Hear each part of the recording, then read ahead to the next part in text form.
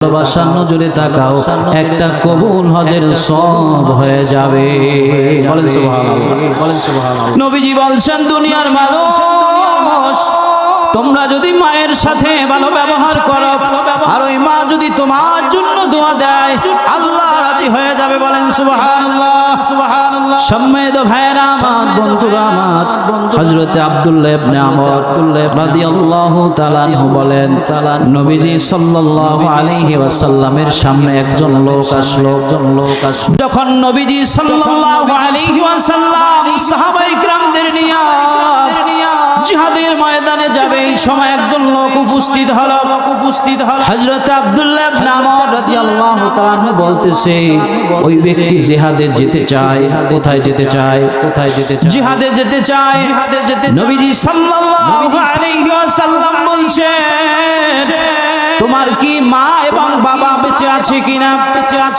ওই ব্যক্তি বলল, আমার পিতা মাতা জীবিত আছে, মাও আছে, বাবাও আছে। বলেন সুবহানাল্লাহ, সুবহানাল্লাহ। যার মা বেঁচে আছে, যার বাবা বেঁচে আছে, তার দুনিয়ায় সব চাইতে বড় বটগাছ ছায়া দেওয়ার মতো আছে।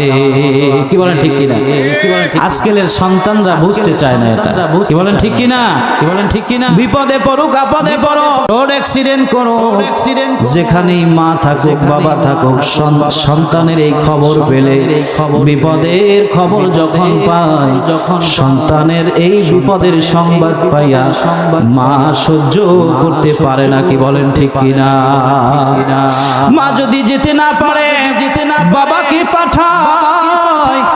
বাবা যদি ওই বিপদের জায়গায় যায়, সন্তানকে পাইয়া যদি হসপিটালে নিয়ে যায়, মায়ের দিক দিয়া উজু করিয়া যায়, নামাজটা নিয়া আল্লাহর দরবারে দুইটা হাত তুলিয়া দেয় আর বলে, মালিক তুমি সন্তান দিয়েছো, সন্তানের বিপদ সহ্য করতে পারি না। কি বলেন ঠিক কিনা? মা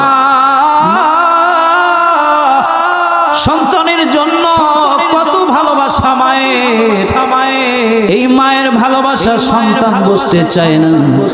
নবীজি বললেন, যে ব্যক্তি জিহাদে যেতে চায়, বলছেন তোমার কি পিতা মাতা বেঁচে আছে? ওই ব্যক্তি বলছে, জি হুজুর, আমার মা এবং বাবা বেঁচে আছে। নবীজি সাল্লাল্লাহু আলাইহি ওয়াসাল্লাম বলছেন, তুমি যাও, তাদের সেবা যত্ন করো, তাদের আদর করো, ভালোবাসা দাও। তারা যা বলে কথাগুলো শোনো,